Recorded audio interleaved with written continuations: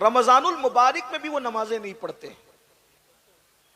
जो कौम रमजान शरीफ में नमाज न पढ़े, सोचिए वो कौम कैसे, इज्जत कैसे मिलेगी मेरे भाई, बताओ। अल्लाह के घर में आने तैयार नहीं हो, सबके घर जाने तैयार हो, खुदा के घर में आना नहीं चाहते। जिस दिन इस कौम को नमाज की अहमियत पता चल जाएगी, इनसे मुसल्ला नहीं छूटेगा। जिनको नमाज की अहमियत पता चली, उन्होंने जंगों में भी नमाज नहीं छोड़ी। जिनको नमाज की अहमियत पता चली, उन्होंने करबला में भी नमाज नहीं छोड़ी। जिनको नमाज की अहमियत पता चली, उन्होंने मैयत, गम और खुशी में भी नमाज नहीं छोड़ी। उनकी शान कुरान बयान करता है। उनकी शान क्या है? अल्लाह पाक इरशाद फरमाता है, तराहुम रुक्कान सुज्जदा यबतगूना फदलन मिनल्लाहि व रिदवाना सीमाहुम फी वुजूहिहिम मिन असरि सुजूद। कि जब तुम उनको देखोगे, या तो वो तुम्हें रुकू करते नजर आएंगे, या तो वो तुम्हें सजदे करते नजर आएंगे। और रुकू और सजदे के जरिए से वो खुदा को राजी करना चाहते होंगे, उसका फज़ल तलाश करते होंगे। और जो रुकू और सुजूद कसरत से करते हैं, अल्लाह ने उनके चेहरों को सजदों की बरकत से चमका दिया है। सुभान नारे तकबीर, नारे रिसालत, मसलके आला हजरत, जश्ने दस्तार बंदी, नारे तकबीर। ये हजारों का मजमा है, इसमें बहुत से लोग ऐसे आए तो इशा नहीं पड़ी, जाए तो फजर नहीं पढ़ेंगे, नमाज की कोई अहमियत नहीं है ये। और अल्लाह के रसूल ने, देखो हुजूर की बात पे तो यकीन है ना, नाजिम साहब की बात पे यकीन न करें, मेरी बात पे यकीन न करें, पीर साहब की, लेकिन जिस नबी का कलिमा पढ़ते हो, जिसके कहने पे खुदा को माना है बिन देखे, उस नबी ने फरमाया जहन्नम का सबसे बड़ा अजाब किसके लिए है? 3 लोगों के लिए। नंबर 1, बेनमाजी। सबसे पहले सिर्फ 10 मिनट का टाइम निकाल लो, अपने आप को बचा लो जहन्नम की आग से। हमारे अंदर इतनी ताकत नहीं है मेरे भाई कि हम अल्लाह के अजाब को बर्दाश्त कर सकें, जहन्नम के अजाब को बर्दाश्त कर सकें। नहीं है अपने अंदर ताकत मेरे भाई। आप कभी चेक करके देखना, चिराग के अंदर उंगली डाल करके देख लेना, जब हमारा वजूद चिराग की आग को बर्दाश्त नहीं कर सकता, तो जहन्नम की आग को कैसे बर्दाश्त कर सकता है? इसलिए अल्लाह की बारगाह में नमाजी बन जाओ। 10 मिनट का टाइम निकालो। 50 मिनट लगते हैं 5 वक्त की नमाज के लिए, कोई भारी नहीं है भाई। आदमी पान खाने में 1 घंटे से ज्यादा गुजार देता है, चाय के लिए दोस्तों के साथ बैठता है तो बहुत वक्त चला जाता है। अपने लिए खुद करो, अपनी खुद फिक्र करो। ये दुनिया खेलकूद है, ये दुनिया जो है लहव व लईब है। इस दुनिया में अल्लाह ने दुनिया में हमें छटाई के लिए भेजा, छलनी बनाया दुनिया को। अल्लाह ने जन्नतियों और जहन्नमियों को अलग अलग करना इस दुनिया में, ये छटाई की जगह है, ये तकसीम की जगह है, ये अच्छे और बुरों की पहचान की जगह है। तो पहली बात। दूसरी बात, मेरे आका अलैहिस्सलातु व तस्लीम फरमाते हैं, दूसरा जो बंदा जिसको सबसे ज्यादा अजाब होगा जहन्नम में, हराम लुकमा खाने वाला, जो हलाल नहीं खाता था, हराम खाता था। आज मुसलमान हराम में भी पड़ गए हैं, हलाल और हराम की तमीज खत्म हो गई है। सूद का पैसा है खा लो, और जो है वो ब्याज का पैसा है खा लो, इसका पैसा खा लो, उसका खा लो, जुए का खा लो। अब तो लोग हज और उम्रा का पैसा भी लेके भाग जा रहे हैं, वो भी खा जा रहे हैं। मस्जिद का खा लो, मदरसे का खा लो, चंदे का खा लो, यानी कुछ रह नहीं गए मेरे भाई। ये पेट है कि जहन्नम है, क्या बना रखा है इसको। अस्सलाम वालेकुम नाज़रीन, उम्मीद करता हूँ आप खैर आफियत से होंगे। मैं हूँ आपका छोटा भाई नईम रज़ा। अनकरीब हमारे बीच रमज़ानुल मुबारक का महीना आने वाला है। 19 तारीख से हम रमज़ान का रोज़ा रखेंगे, लेकिन रमज़ान का रोज़ा भूखे पेट रहने का नाम अगर रोज़ा है तो हल भूल जाइए। अगर रमज़ान में जो शख्स नमाज नहीं पढ़ता है उसके साथ क्या अंजाम होगा, इसको जानने के लिए हमारे यूट्यूब चैनल पर बने रहें। सैयद अमीनुल कादरी साहब के बयान सुनेंगे और सुनने के बाद आपको यकीन हो जाएगा कि हम और आपके कहने से नमाज बिल्कुल नहीं पढ़ें, लेकिन अगर हमारे नबी ने फरमाया कि तो आपको तो पढ़ना ज़रूरी चाहिए। और ये नमाज फ़र्ज़ ऐन है, नमाज फ़र्ज़ है। और मैदान महशर में सबसे पहले किसी चीज़ की पूछ होगी तो नमाज है। तो याद रखें कि आपको मैदान महशर में भी खुदा के सामने जवाब देना होगा। आप अपने नबी को कैसे मुँह दिखाओगे? आप तो यहाँ झूठ बोल लोगे कि हाँ मैंने नमाज़ पढ़ ली, लेकिन मैदान महशर में खुदा को कैसे मुँह दिखाओगे? दोस्तों, नमाज आँखों की ठंडक है। क्या आप अगर हुजूर से मोहब्बत करते हैं तो सिर्फ जलसो जुलूस में कहने से काम नहीं चलेगा कि आप हुजूर से मोहब्बत करते हैं, या फिर गैलियाँ जुलूस निकाल कर आप जलसे हुजूर से मोहब्बत का इजहार सिर्फ नहीं कर सकते। बल्कि अगर हुजूर से मोहब्बत का इजहार करना है दोस्तों तो नमाज पंजगाना भी अदा करना आपके लिए सख्त ज़रूरी है। लहजा कड़वी हो सकते हैं, बातें कड़वी हो सकती है, लेकिन आप याद रहे आपको ये नमाज किसी हालत में माफ़ नहीं है। यहाँ तक कि एक हुक्म है, किताबों में आया है कि अगर बच्चा जन्म के वक्त, पैदाइश के वक्त भी बच्चा के अगर सर बाहर आ जाए उस वक्त भी नमाज माफ़ नहीं है। तो दोस्तों, आप उस वक्त भी जब नमाज आपके लिए माफ़ नहीं है तो फिर आज आप नमाज क्यों छोड़ कर बैठे? चलिए, हमसे ज़्यादा सैयद अमीरुल कादिर साहब के बयान को सुनेंगे और ज़्यादा आपको समझ में आएगा। चलिए सैयद अमीरुल कादिर साहब के बयान को सुनते हैं। इंसान की भूख सिर्फ 2 से 3 रोटी है। 2 से 3 रोटी के चक्कर में अपने आप को जहन्नम का इतना दर्दनाक अजाब मोल ले रहे हो।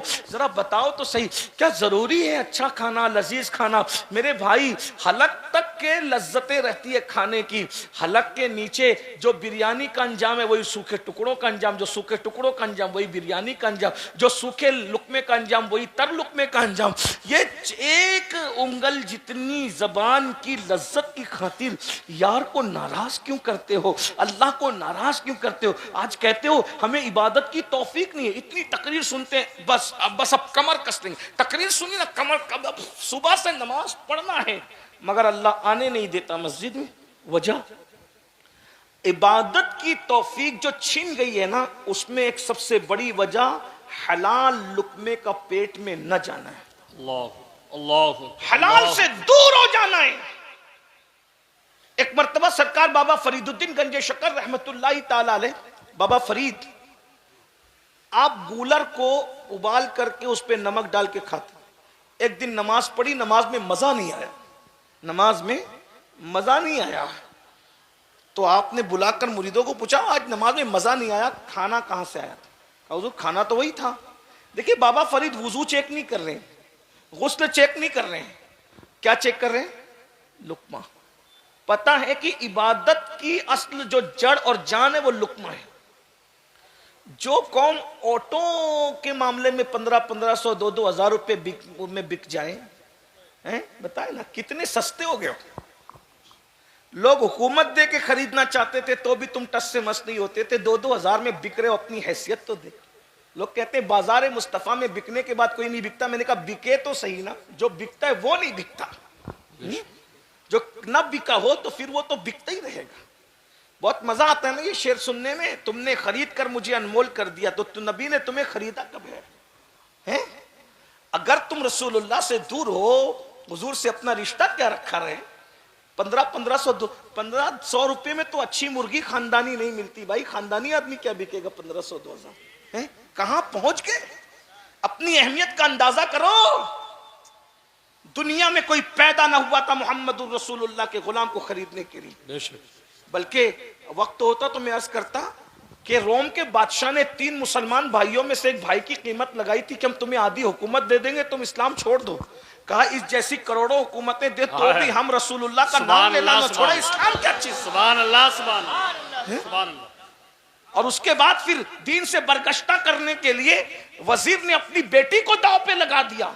वाकया बहुत बड़ा तवील है, मैं वाकये की तरफ नहीं जा सकूंगा क्योंकि मुझे सफर करना है। आपने लेट माइक दिया, मैं चाहता 12 साढ़े 12 बजे मुझे यहाँ से निकलना था, 12:30 तो बज ही चुके हैं। बस मैं इख्तिसार के साथ काम लेकर, वरना मैं जो वो मेरा सफर आगे का मुलतवी ना हो जाए, इसलिए मैं जल्दी से बात खत्म करना चाहता हूँ। आखिरी में वजीर ने अपनी बेटी को लगा दिया पीछे सहाबी रसूल के, उस नौजवान सहाबी के पीछे, कि ये लड़की इसका ईमान ले। वो रोज लड़की जाती थी, लड़की को वो देखते भी नहीं थे, नमाज में मसरूफ थे, नमाज में मसरूफ थे, लड़की को देखते। लड़की बाहर आके कहती थी आज ऐसा लगता है जैसे उसकी इबादत की रात है। दूसरी रात गई फिर उसकी इबादत की रात है। तीसरी रात, हमारे यहाँ तो इबादत की रातें कभी कभी आती थी, सहाबा के लिए तो हर रात इबादत की रात। सुभान अल्लाह। हम कभी कभी आने वाली रातों में भी सो जाते हैं और वो हर रात को इबादत करते थे। एक बात कहूं, उन्होंने अपनी हर रात को शबे बारात बनाया था, अल्लाह ने उनके हर दिन को ईद कर दिया। सुभान अल्लाह। रातों को शबे बारात तुम बना लो, तुम्हारे हर दिन को ईद कुदरत कर देगी।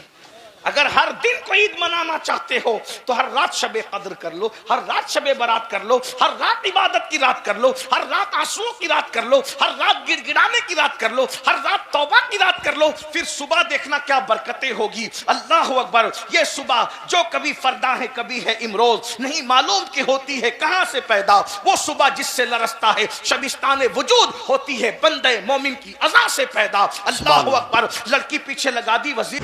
दोस्तों, सैयद अमीनुल कादरी साहब का बयान सुनने के बाद आपने कमर कस लिया होगा कि अब इंशाअल्लाह नमाज नहीं छोड़ेंगे। लेकिन आपको पता है, हम तकरीर सुनते हैं और तकरीर पे अमल करने की कोशिश करते हैं, लेकिन नमाज तक नहीं, मस्जिद तक नहीं, खाना खुदा तक नहीं जा सकते। आखिर इसका रीज़न क्या है और इसका रीज़न कैसे हल किया जा सकता है? तो एक ही रास्ता है दोस्तों, सैयद अमीनुल कादरी साहब ने बता दिया है, लेकिन फिर भी मैं उस पर रिव्यू कर दे रहा हूँ। आपको यकीन होना चाहिए कि आपने जो कमाई खाया है ना, दिन भर जो आपने कमाया है ना, वो किस पर्पज़ से कमाया है, कहाँ से कमाया है और कैसे कमाया है। क्या वो हलाल और हराम है? आज तो 2-2 हज़ार में बिक जा रहे हैं। जब हुकूमत 2-2 हज़ार में ख़रीद कर बिक के 2-2 हज़ार रुपये लेकर हुकूमत बनाओगे, तो हुकूमत जब तुम्हारी काम नहीं कर सकती है, तो याद रखो जब हलाल कमाई नहीं खाओगे तो खाने खुदा में कैसे जाने लायक रहोगे। दोस्तों, ये एग्ज़ाम्पल बहुत छोटे थे, लेकिन आपको याद रखना चाहिए कि अगर खाने खुदा तक पहुंचना है तो इश्क के मुस्तफ़ा में ढलकर हलाल रिज़्क हासिल करना ज़रूरी है। अगर इश्क के मुस्तफ़ा में ढलकर हलाल रिज़्क नहीं हासिल करते हो तो आप खाने खुदा तक कैसे पहुँचोगे। मैं खुदावंद ताला से दुआ करता हूँ कि हम सभी मुसलमान भाइयों को रिज़्क हलाल कमाने की तौफीक बख्शे, नमाज़ पंजगाना अदा करने की तौफीक बख्शे। और आप सभी से एक ही इल्तमास गुजारिश करता हूँ कि अगर आप हमारे यूट्यूब चैनल पर नए हैं तो प्लीज़ चैनल को सब्सक्राइब कर लीजिए और बेल आइकन को दबाना बिल्कुल न भूलें, ताकि आने वाली नोटिफिकेशन आप तक सबसे पहले पहुँचे। Thank you so much. अगर वीडियो अच्छी लगती हो तो सदके ज़ारिया समझ कर शेयर कर दिया कीजिए। Thank you.